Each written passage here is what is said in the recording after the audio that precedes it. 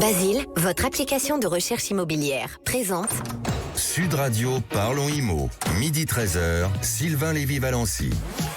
Bonjour à toutes et à tous, bonjour la France, on est ravis d'être avec vous, on est un peu partout dans les territoires, il est l'heure d'aller à table et c'est votre émission hebdomadaire, c'est Parlons IMO, l'émission qui parle de votre logement, de votre immobilier. Ce prochain numéro, on va vous parler justement de votre immobilier, de votre logement, en vous donnant les bons conseils, les bonnes astuces pour bien acheter et bien vendre. Parlons IMO, c'est 12-13 heures tous les samedis avec vous. Vendre au bon prix, c'est un peu la martingale, acheter sans se tromper, éviter les pièges du marché. On va faire le point aujourd'hui avec quelqu'un qui connaît bien le secteur. Il s'appelle Quentin Saint-Guilhem et il est le fondateur de Square Imo. Il est avec nous sur le plateau. Bonjour Quentin. Bonjour Sylvain. Comment ça va ? Super. Eh ben on est ravis, vous allez donner plein de conseils et plein d'astuces pour bien acheter et bien vendre un peu partout en France. On écoutera également nos auditeurs. Après avoir récolté leurs questions, on envoie IMO par SMS au 7 20 18. Et c'est avec vous, Bérénice de Villeforiot. Comment elle va, Bérénice, aujourd'hui ? Eh ben, elle va bien. J'ai un peu faim, si vous voulez tout savoir, parce qu'il est midi. Mais ça va. J'ai pas le temps de petit déjeuner. Voilà, je vous invite à déjeuner avec volontiers. De quoi on parle cette semaine ? Alors, on va parler des taux. En fait, on a eu plusieurs messages d'auditeurs. Donc, IMO, vous l'avez dit, au 7 20 18. Continuez à nous envoyer vos questions. On a pas mal de questions donc, sur les taux des crédits immobiliers. Donc, on va faire un petit point sur vos conditions pour emprunter. Écoutez, c'est la bonne question du jour puisque en ce moment le gouvernement est un peu fébrile et certains pensent à peut-être la hausse des taux. Donc merci Bérénice de parler de ce sujet crucial pour les Français. Et on va parler avec vous de quoi aujourd'hui, Grégoire Darico ? Eh ben, mon cher Sylvain, avec Laurent qui est à distance, on va voir quels travaux effectuer lorsque l'on habite dans une passoire thermique. Et puis dans notre chronique Maison Saine, on verra que ce n'est pas parce que vous habitez dans un logement neuf que vous échapperez aux problématiques d'humidité. Et puis enfin, je vous proposerai un petit tour de France des biens coup de cœur, Sylvain. On ira à Levallois et à Rouen. Eh ben voilà, tout à fait. Le Tour de France, comme on a l'habitude de le faire sur Parlons IMO. Et tout de suite, les infos à retenir de la semaine avec vous, Bérénice. Quel est le programme qu'on doit retenir cette semaine ? Pas mal de mouvements. Alors, au programme, discrimination au logement, les chiffres qui font froid dans le dos, qui sont sortis, et les critères interdits que vous devez connaître. Ensuite, on parlera du marché locatif français, qui plonge dans une crise historique. Et enfin, le nouveau dispositif Jeanbrun pour relancer l'investissement locatif fait déjà des mécontents. Pourquoi la maison individuelle en est-elle exclue ? Alors, on va y répondre tout à l'heure. Alors, Bérénice, on va commencer par un sujet qui est beaucoup moins drôle, pour le coup. Il y a une enquête d'SOS Racisme qui fait beaucoup parler de cette semaine. Près d'une agence incroyable sur deux accepte ou facilite une discrimination raciale dans l'accès au logement. C'est ça ? Oui. Alors, Sylvain, c'est vrai. C'est sorti cette semaine. Je rappelle déjà que la discrimination au logement est totalement interdite en France. Ça, c'est dit. Donc, un propriétaire peut choisir son locataire, bien sûr, mais uniquement sur des critères objectifs, c'est-à-dire la solvabilité du candidat, est-ce qu'il va bien payer son loyer, si le dossier est bien complet, c'est garanti et c'est tout.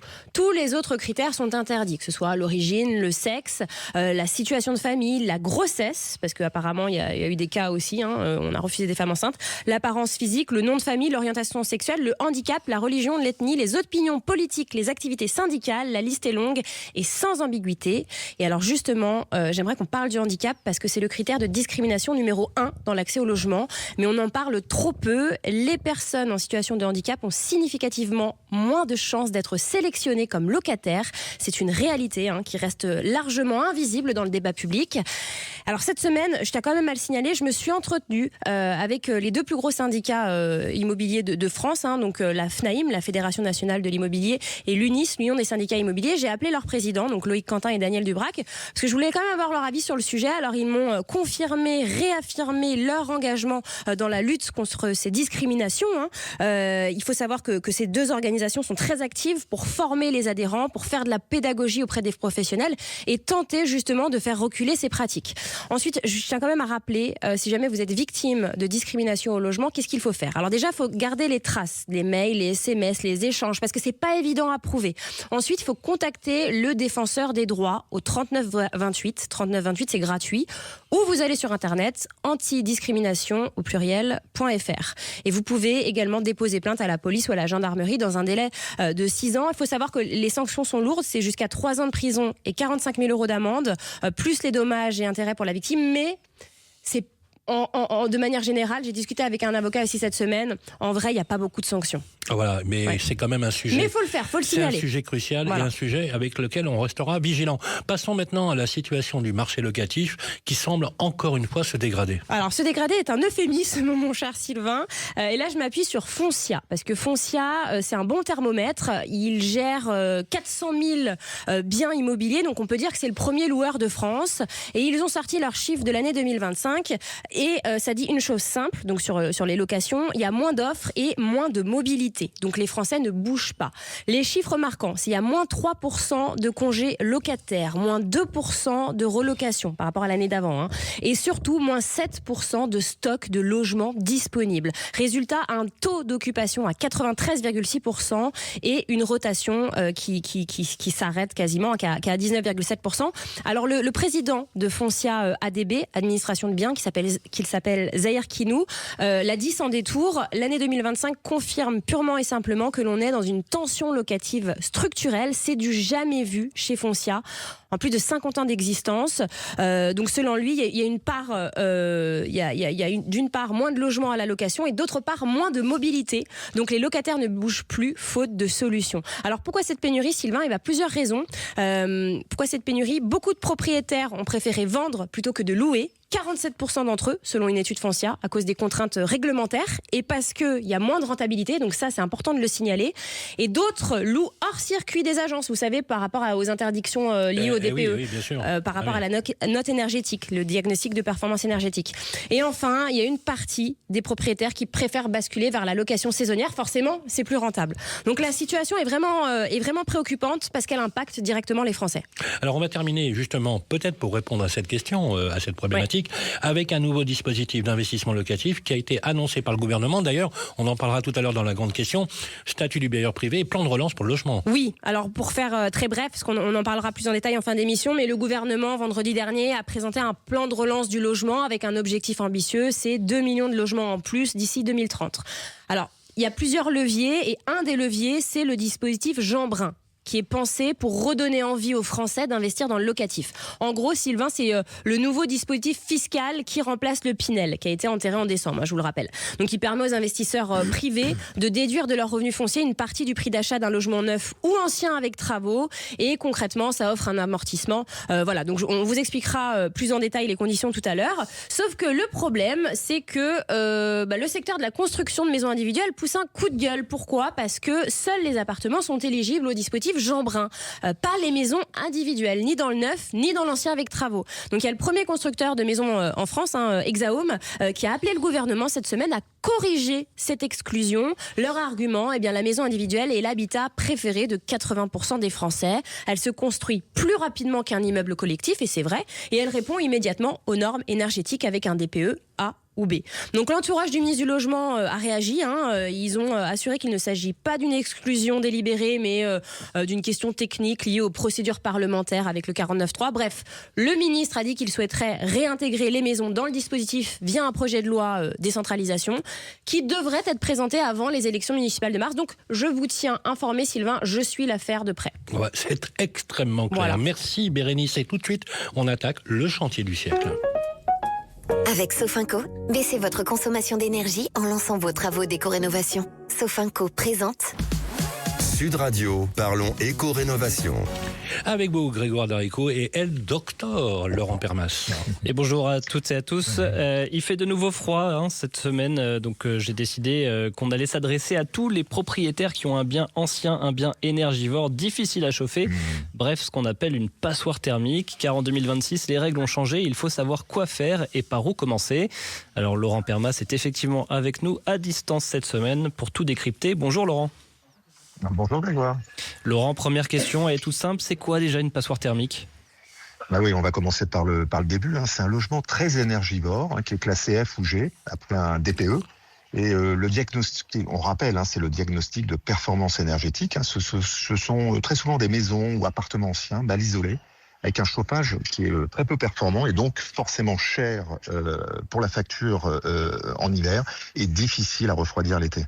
Alors pourquoi c'est très important de bien penser ces travaux dans les passoires thermiques ?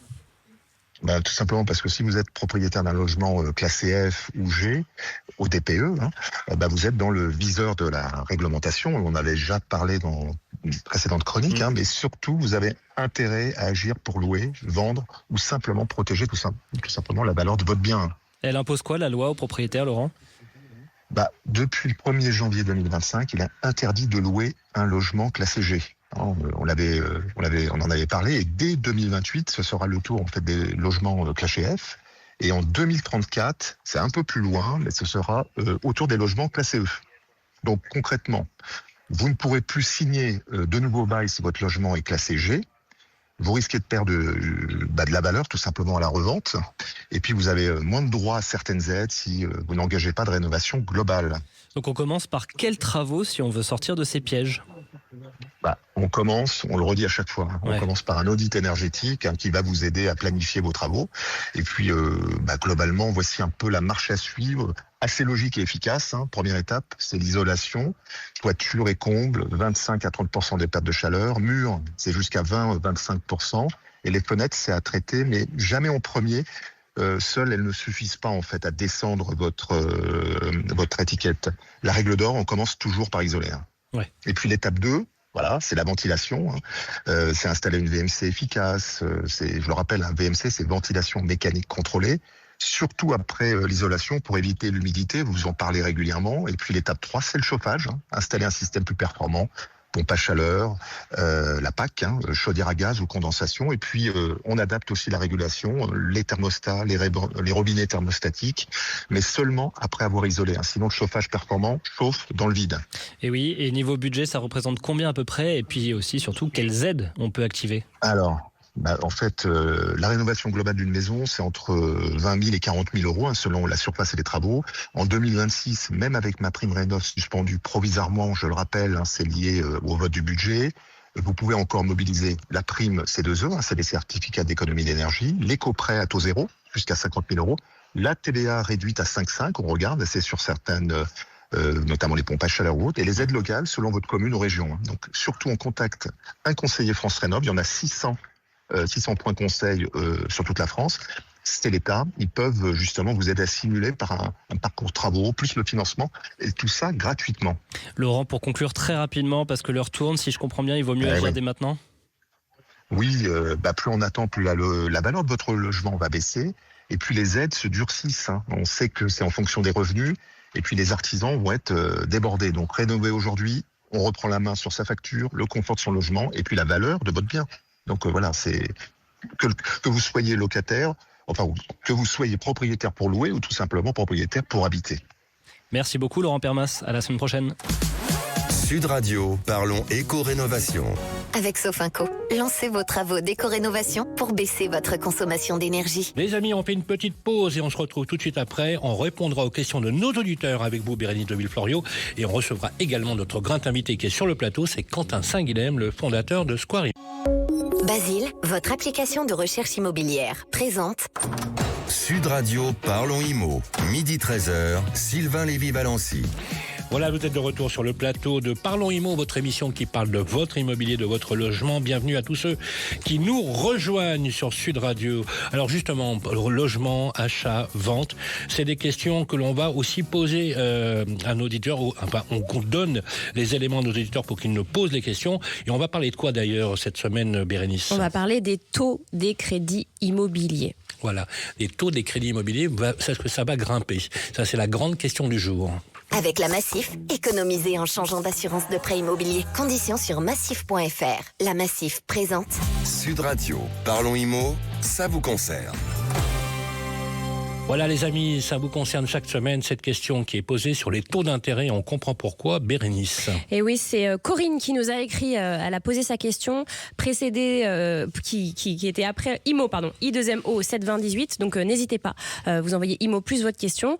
et elle nous demande ce qu'il en est des taux des crédits immobiliers parce qu'elle aimerait, pourquoi pas, acheter sa résidence principale. En tout cas, elle regarde, c'est ce qu'elle nous dit. Elle habite à côté de Toulouse et elle nous demande si les taux vont augmenter avec ce qu'il se passe en France et ailleurs. Alors, bonne question, vaste question, Corinne. Pour y répondre, on reçoit Meilleur Taux, Maxime Chipois, qui est directeur éditorial chez Meilleur Taux. Bonjour Maxime. Bonjour. Alors, première question, Maxime, est-ce qu'on peut déjà rappeler les taux ? Aujourd'hui, on emprunte à combien pour un crédit immobilier en France en moyenne ? Parce que ça va dépendre, on va en parler. Effectivement. Alors aujourd'hui, si vous prenez un crédit sur 20 ans, qui est la durée moyenne de crédit, on est à 3,27%. Si vous arrivez à emprunter sur 15 ans, on est à 3,18%. Et si vous allongez par contre et que vous êtes sur 25 ans, ça tourne aux alentours de 3,40%. D'accord. Et ces taux, ça se négocie, j'imagine ? Alors évidemment, ça c'est la moyenne. Taux, c'est la moyenne des taux constatés. Ça se négocie, ça dépend des établissements et ça dépend de votre profil. Si vous avez un profil très sécurisant pour la banque ou si vous avez un profil avec peut-être un peu plus d'aléas professionnels, par exemple. Et c'est quoi alors un profil sécurisant ? C'est quoi un bon profil pour emprunter ? Un CDI, j'imagine ? Alors un CDI, voire 2 CDI idéalement, puisque beaucoup d'emprunts se font à 2. Donc un CDI avec plus de période d'essai, un profil relativement jeune, pas de problème particulier de santé, et puis un minimum d'apport ou de l'épargne disponible pour montrer aux banquiers qu'au-delà du crédit, vous pouvez aussi éventuellement investir sur ces produits. Alors j'ai une question parce qu'il y a de plus en plus d'auto-entrepreneurs en France. Comment on fait quand on est auto-entrepreneur et qu'on veut emprunter ? C'est pas possible ? Alors si, c'est possible, heureusement, parce que sinon les banques se priveraient de pas mal de clients. Par contre, ce qu'il faut, c'est arriver à montrer patte blanche à sa banque, à son banquier, et montrer que on est auto-entrepreneur, mais cela dit, ça fait quand même plusieurs années qu'on fait ça et qu'on a des revenus réguliers et qu'a priori, on ne présente pas plus de risques que d'autres clients. Donc il faut déjà avoir au moins 3-4 années d'activité stable pour pouvoir emprunter en tant qu'auto-entrepreneur. Alors qu'un CDI, il faut juste montrer qu'on est bien en CDI, qu'on est bien en place et on n'a pas besoin d'attendre 3-4 ans, quoi. En gros, c'est ça. Effectivement, il suffit d'avoir passé sa période d'essai et globalement, les banques n'ont pas énormément évolué, on a l'impression. Toujours le CDI, je mange CDI, je pense CDI. Ça n'a pas évolué.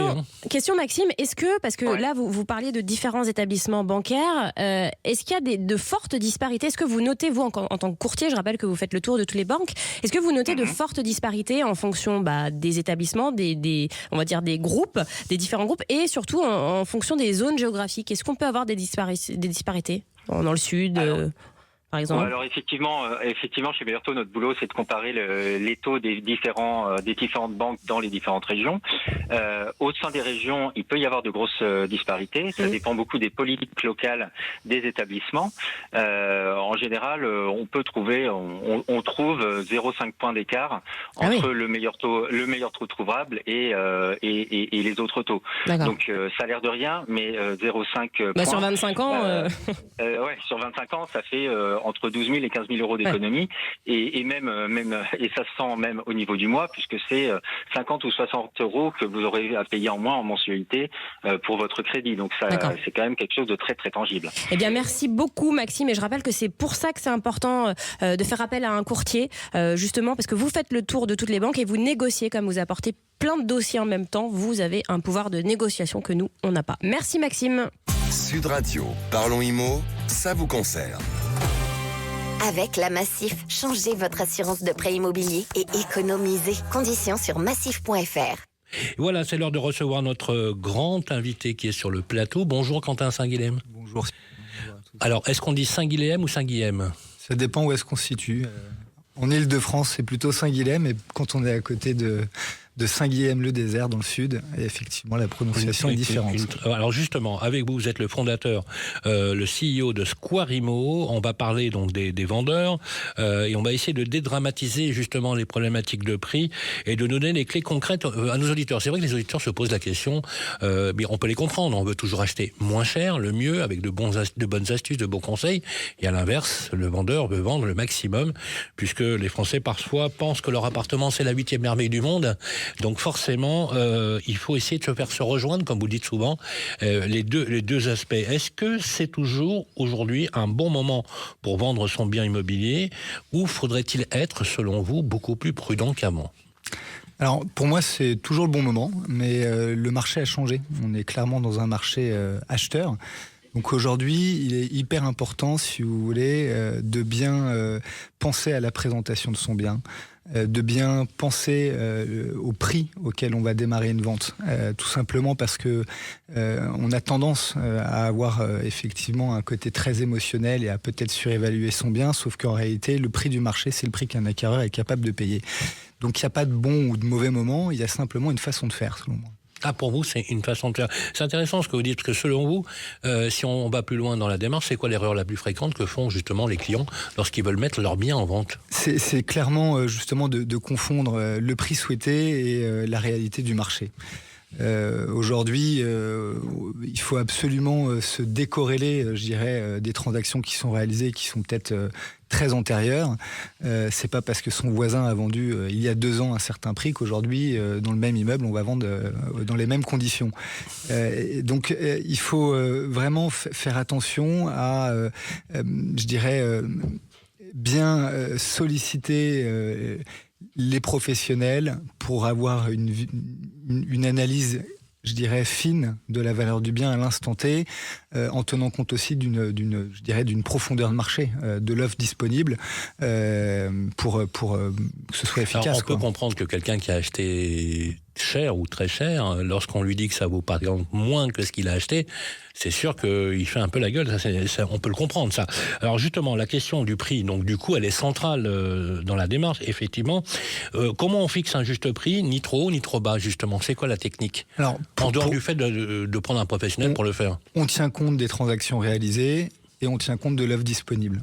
Et je pense que la meilleure façon, entre guillemets, d'avoir une idée réelle... Exemple, par exemple, dans une rue ou dans le quartier, on dit, voilà, il y a eu tant de ventes sur les 3 derniers mois ou les 6 derniers mois. Exactement. Qui se sont vendues à tel prix. Et après, on fait une moyenne, c'est ça ? Entre autres, en essayant de creuser sur les caractéristiques spécifiques du bien. Parce que un appartement avec un plan qui est bien fait vaudra forcément plus cher qu'un appartement qui est tout biscornu. S'il est bien exposé. S'il y a des espaces extérieurs, en fonction de l'état du bien également. Un bien qui nécessite des travaux, forcément, aujourd'hui, est moins séduisant. Et d'ailleurs, c'est les biens qui ont peu de problèmes qui se vendent aujourd'hui et qui sont liquides. Les biens qui ont des difficultés, qui ont des mauvais DPE, c'est beaucoup moins facile. Il faut faire attention à tout ça. Donc il y a plein de critères qui ont donc un impact sur le prix. C'est pas un critère, mais c'est plein de critères. Alors justement, beaucoup de vendeurs pensent qu'ils peuvent tester le marché, entre guillemets, pour estimer un petit peu la valeur de leurs biens. C'est pas une stratégie très, très payante, ça, forcément. Non, le tester le marché, quand j'entends ça, pour moi, c'est tenter le coup pour essayer de le vendre le plus cher possible. Oui. Sauf que la réalité, comme vous l'avez dit, on vend jamais assez bien, mais pour valoriser un bien, en fait, il faut intéresser un maximum d'acquéreurs potentiels. Donc, pour moi, il faut présenter le bien à un prix qui est compétitif pour attirer le plus grand nombre possible, pour créer une concurrence entre acheteurs. C'est la meilleure façon pour moi d'envisager une négociation à la hausse plutôt qu'à la baisse. Alors ça change, les Français n'ont pas l'habitude de ça, c'est d'ailleurs quelque chose qu'on propose et quelques professionnels aussi aujourd'hui s'inscrivent dans cette démarche. Dernière question pour cette partie d'entretien, vous restez avec nous, tout à l'heure on parlera justement de comment bien acheter. C'est quoi le bon timing ? Il faut attendre, justement quand on a décidé, il faut attendre de vendre, ou alors il faut vraiment y aller vite et franco, quoi. Alors très clairement, je pense que quand on a un projet de vie, il ne faut pas attendre, il faut agir vite, effectivement. Il n'y a pas de bon moment pour vendre, il y a simplement une façon de faire. Donc il faut que la commercialisation soit bien pilotée, que le bien soit bien documenté, bien préparé, et que d'une certaine façon, on réunisse toutes les conditions pour faire en sorte que l'émotion qu'on puisse toucher d'un acheteur soit bien visée pour vendre dans les meilleures conditions. C'est très clair. Vous allez rester avec nous, Quentin Saint-Guilhem. On va justement passer à l'autre partie d'entretien sur comment justement bien acheter. On fait une petite pause et on revient vers vous, les amis. Basile, votre application de recherche immobilière, présente Sud Radio, Parlons Immo, midi 13h, Sylvain Lévy-Valency. Parlons IMO, c'est votre émission comme tous les samedis de 12h à 13h sur Sud Radio, un peu partout en France. On parle de votre immobilier, de votre logement. Vous pouvez également nous interroger toutes les semaines en envoyant IMO, I2MO par SMS au 7 20 18 et bien sûr, nos experts vous répondent. Vous êtes restés avec nous, merci Quentin Saint-Guilhem sur le plateau et on passera d'ailleurs tout à l'heure, on va parler justement d'un sujet très important de santé publique, l'humidité dans les logements. On va parler de quoi aujourd'hui ? On va parler d'humidité effectivement, mais dans les logements neufs. Et on verra que c'est possible quand même. On verra que c'est possible et parfois, et on vous donnera également les clés pour y remédier, bien évidemment. Seconde partie de l'entretien avec vous, Quentin. On a vu côté acheteur, beaucoup hésitent encore à se lancer, ça se comprend. Ça se comprend, défiance au niveau des taux, stabilité, environnement économique morose. Si on devait aujourd'hui être sur ce qu'on appelle, alors vous appelez ça le parcours résidentiel, qu'est-ce qu'il faudrait donner comme conseil, le premier conseil pour acheter sereinement, si on peut ? Alors, quand on achète, je pense que la première chose à faire, c'est de préparer son financement, en fait. Il ne faut pas se lancer dans une recherche tant qu'on ne maîtrise pas son budget. Parce que sinon, il va y avoir des déceptions. Avant. Tout à fait. D'accord. Donc la première chose... On va voir son banquier. On va voir son banquier, exactement. Ou un courtier. C'est une très bonne solution, puisque ça permet d'avoir des taux... On demande, voilà, quels sont les conseils pour préparer le dossier et on évalue sa capacité d'emprunt, c'est ça ? Exactement. Et ça, on le fait avant même de visiter. C'est mieux. Parce que sinon, on va commencer à se faire une idée peut-être faussée, commencer à visiter des biens et finalement accumuler des déceptions ou se casser les dents, tout simplement. Hein. Oui, c'est clair. Et c'est du temps de perdu. Donc je pense qu'il faut bien caler son projet de vie par rapport à son budget. Voilà. Donc si on devait résumer... les amis, si vous voulez, vous avez envie d'acheter parce que vous en avez marre de louer, par exemple, et c'est une bonne chose, pourquoi pas d'acheter sa résidence principale, ne serait-ce que cela. D'abord, évaluer sa capacité d'emprunt en allant consulter sa banque, mais aussi un courtier, parce qu'effectivement, on peut aussi avoir un bon effet de négociation. On va rester justement sur la négociation. Est-ce qu'il faut forcément toujours négocier le prix ? Si oui, comment le faire intelligemment ? Alors, le prix d'un bien, ouais. Le prix d'un bien. Tout dépend de sa capacité à acquérir un bien. Ce qui est certain, c'est qu'on négocie pas un prix, on argumente en fait. Tous les biens ne sont pas parfaits et négocier pour négocier, ça a généralement peu d'effet. Alors que quand on trouve finalement les bons arguments pour pouvoir présenter au vendeur une offre qui est, je dirais, sérieuse, de qualité, liée au fait que le bien nécessite des travaux parce que notamment il y a un DPE qui est peut-être pénalisant, oui. Ou alors tout simplement parce que il y a des nuisances autour d'un bien, etc. En fait, il faut bien analyser le bien quand on achète. C'est ça. Et pas partir dans le marchandage. Il faut vraiment raisonner. Si je comprends bien, c'est pas négocier pour négocier. Exactement. C'est par exemple, vous avez vu, c'est un peu haut en étage, ou il y a une exposition qui est mal faite, ou je vais faire des travaux. Donc en fait, il faut toujours un sujet pour négocier, c'est bien ça ? C'est indispensable pour moi. Alors justement, entre ancien et neuf, comment on fait pour faire un bon choix de vie ? Bon, je sais que c'est deux écoles différentes, mais... Alors justement, moi je pense que c'est vraiment une question de projet de vie.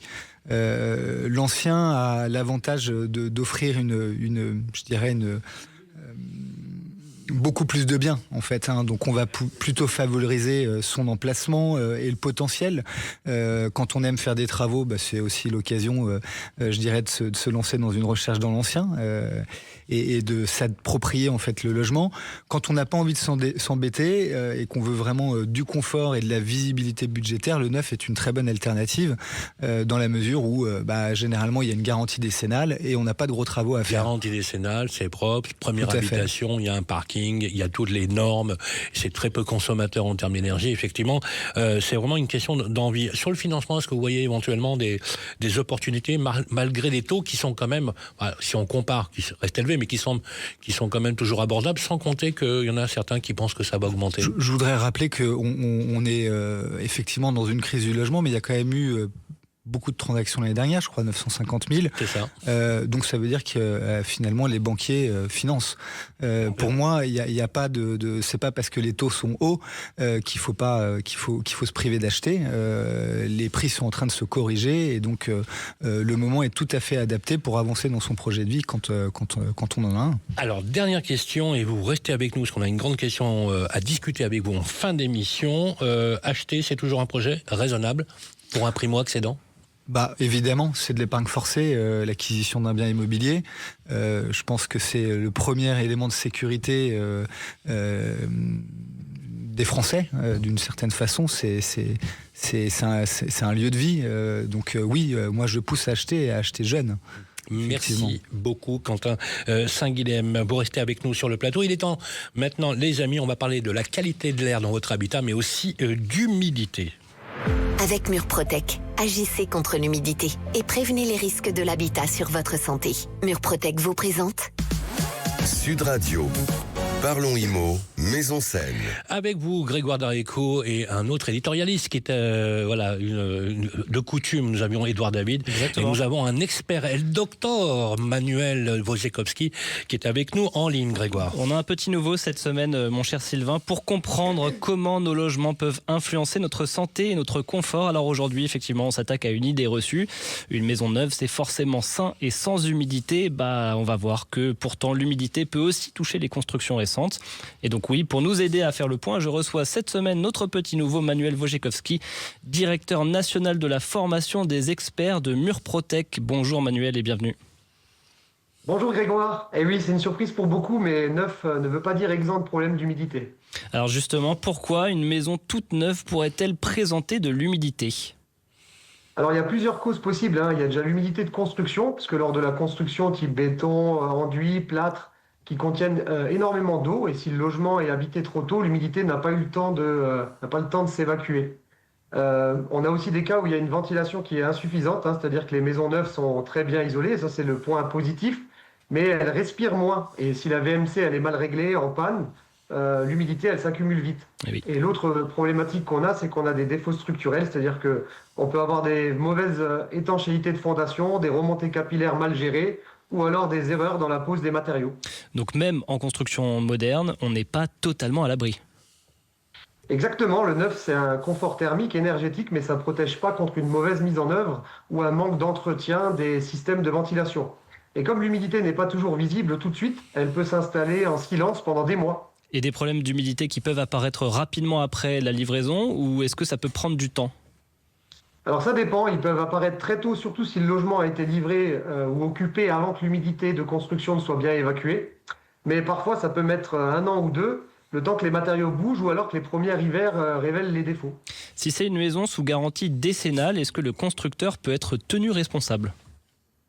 Ça arrive. Dans certains cas, si les infiltrations ou défauts d'étanchéité peuvent être relevés, elles peuvent relever de la garantie. Mais attention, il faut encore prouver que l'humidité provient d'un défaut structurel et pas d'un manque d'entretien ou d'une mauvaise aération ou ventilation. D'où l'intérêt de faire appel à un professionnel qualifié, capable de poser un diagnostic fiable et documenté. Est-ce que, Manuel, il y a des signes à surveiller, même dans une maison récente ? Oui, les signes restent classiques. C'est des taches sombres ou des auréoles sur le bas des murs. Ça peut être un phénomène de condensation sur les vitres, surtout le matin, de la buée. Ça peut être des odeurs de moisie persistantes dans certaines pièces ou placards, ou alors de la peinture qui cloque ou du bois qui gondole, par exemple.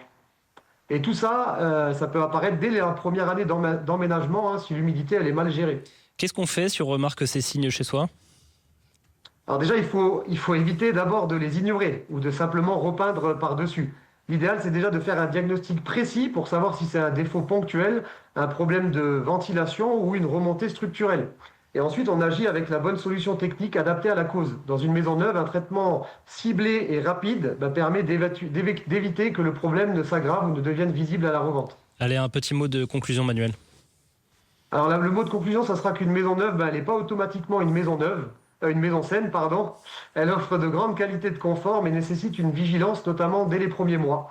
Alors, si vous venez d'emménager, ouvrez l'œil, aérez bien Et n'hésitez pas à faire contrôler l'humidité si vous avez le moindre doute. Merci beaucoup Manuel Wojciechowski pour ces conseils utiles et à vous toutes et tous qui nous écoutez, neuf ou anciens, un logement sain, c'est un logement surveillé. On se retrouve la semaine prochaine pour une nouvelle chronique Maison Saine sur Sud Radio. Sud Radio. Parlons IMO, Maison Saine. Avec Murprotec, agissez contre l'humidité et prévenez les risques de l'habitat sur votre santé. Merci mon cher Grégoire et notre super aide docteur Manuel Wojciechowski. Rappelez-vous, l'humidité c'est un vrai sujet de santé. Une petite pause et on se retrouve tout de suite après pour faire le tour de France. On prend la route, direction Levallois-Perret, pas très loin d'ici, et ensuite nous irons en Normandie. Basile, votre application de recherche immobilière, présente Sud Radio, Parlons IMO, midi 13h, Sylvain Lévy-Valency. Eh bien, bonjour la France, un peu partout, vous nous écoutez sur Sud Radio, on parle de votre logement, de votre immobilier. Vous n'hésitez pas, vous nous contactez directement à la rédaction en nous envoyant un SMS en écrivant I2MO et notre super Bérénice de Villefloriot se fera un plaisir d'appeler nos experts pour répondre à toutes vos questions chaque semaine. Et tout de suite, notre tradition, on prend la route, la moto ou la voiture et on fait le tour des biens coup de cœur de la rédaction. Aujourd'hui, vous nous emmenez où ? Eh bien, mon cher Sylvain, on commence par Levallois-Perret pour notre premier bien de la semaine. Moi, je vous va propose... pas très loin. Non, là, j'ai pris la moto là. Voilà, moto, pas de on va y train. aller à pied. Hein. Levallois-Perret. Je vous propose un très bel appartement refait à neuf au 2e étage d'un immeuble récent datant de 2007. Un appartement de 3 pièces sur 74 mètres carrés qui se compose d'une entrée, d'une cuisine, d'un séjour de 21 mètres carrés et de 2 chambres. En plus de cela, vous avez évidemment des toilettes et une salle de bain. C'est un appartement qui est très lumineux, bien isolé grâce à un double vitrage et qui est proche des métros et des commodités. Un bien très sympathique qui vous est proposé au tarif de 595 000 € sur le site de Basile. Ah, quand même. C'est bon. Ah oui, il faut le parisienne. Hein. Bon, il faut le financer avec un apport. Non, mais voilà, c'est pas donné non plus. Non. On fait un apport de 20%, oui, donc c'est-à-dire 119 000 € et un emprunt sur 25 ans. J'ai mis un taux à 3,2% et vous pourrez estimer des mensualités à 2307 €. Non, mais il faut demander notre expert, Bérénice, on peut emprunter à combien sur 25 ans ? Ah bah il disait 3,20 à peu près. Ouais, quand on est à 3,2, on est à 3,2, ça va ? Oui, ça va. Bon. C'est des bons taux, oui. Bon, voilà. 3,2 sur 20 ans. Voilà, sur 20 ans. Ça, c'est un bon plan pour Anthony, justement. Il cherche un appartement, mais là, il lui faudrait un crédit sur 74 ans. 595 000 €, franchement. Pour Anthony. À peu près. Un autre bien, on prend la direction de la Normandie, je crois. Oui, on va à Rouen pour ce second bien parce qu'un bâtiment historique et bien connu dans la ville est de nouveau à vendre. Il s'agit de la maison Marou, située près de la gare. Un bâtiment achevé en 1890, réalisé par un architecte rouennais dans un style Art Nouveau. Un bâtiment qui appartenait à l'État depuis 1981. C'était une demeure de 290 mètres carrés qui avait déjà été mise aux enchères et qui avait trouvé un repreneur. Sauf que ce repreneur n'a finalement pas donné suite et pour cause, inscrite au titre des monuments historiques, plusieurs menuiseries situées en façade sont gorgées d'eau et présentent des moisissures, des champignons et des déformations. On refera appel à Manuel pour venir diagnostiquer tout ça. En tout cas, une nouvelle annonce de vente devrait bientôt être publiée. Elle va pas s'effondrer, celle-ci. Hein. Non, normalement c'est bon. Des visites en tout cas qui seront organisées lors de la première quinzaine de février. La nouvelle session de vente aux enchères devrait quant à elle avoir lieu début mars 2026. Bon, sachez que pour info, le prix de mise aux enchères, alors peut-être sur Square Imo, Quentin, je ne sais pas, en 2024 c'était de 350 000 €. Ouais, 350 000 € pour avoir un bâtiment qui va peut-être s'effondrer s'il est trop humide en passé. Non, mais... faut faire des travaux. Non, mais entre nous les amis, je plaisante, mais... Je ris jaune ou je ris marou, mais pas mal, hein, vous avez vu, marou, jaune. Ah oui, voilà. Ça arrive souvent ce type de bien là, justement sur Square Imo, ce type d'opération. Pas tant que ça, on vend généralement des biens, je dirais, qu'on retrouve classiquement sur le marché. C'est simplement une méthodologie de vente qui permet de vendre plus vite et mieux sur Square Imo. Ouais, c'est très clair. Alors les amis, pour conclure, il est temps de passer à notre grand sujet du jour.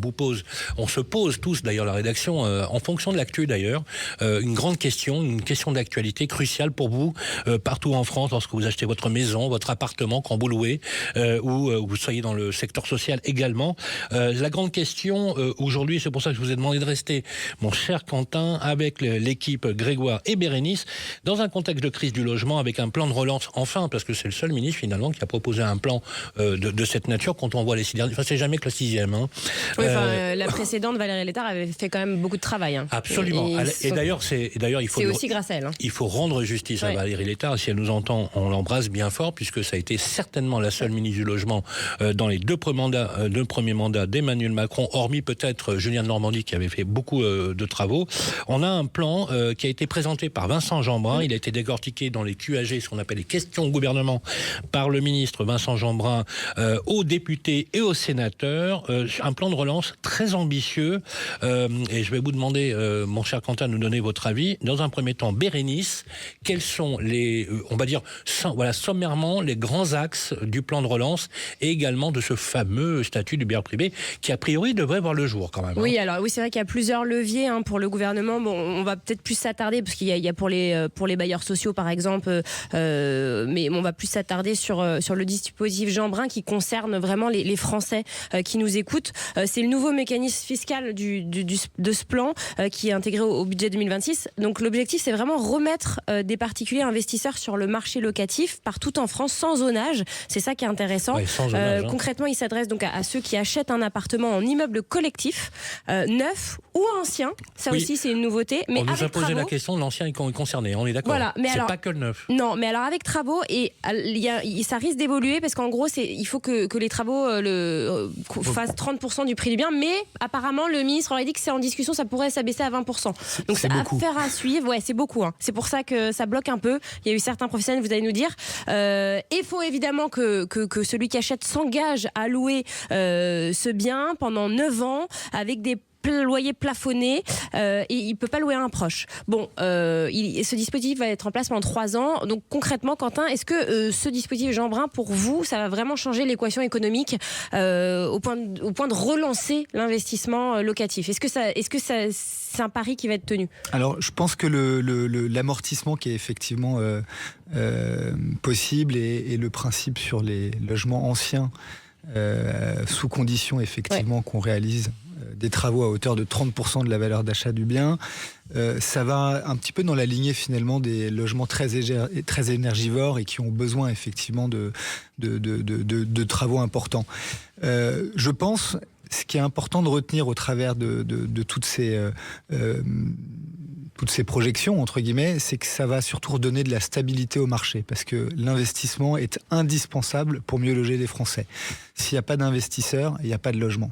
Voilà. Oui, et ça c'est important de le rappeler, d'investisseurs particuliers. On a besoin des petits particuliers. Sinon les opérations ne se lancent pas en fait, parce qu'on a du mal. Moi je discute parfois avec des auditeurs qui comprennent pas bien. En fait, on a besoin pour que les opérations se lancent. Les promoteurs ont besoin de réservations et ont besoin de ces investisseurs particuliers. Tout à fait. Dans le neuf, pour avoir été promoteur pendant 13 ans, effectivement, on vend avec des canaux de distribution, avec des conseils en gestion de patrimoine, et les ventes investisseurs représentaient entre 30 voire 60% dans les belles années. Ça a complètement chuté, ça a mis la production de logements entre guillemets à l'arrêt, avec qui plus est une corrélation avec les taux d'emprunt.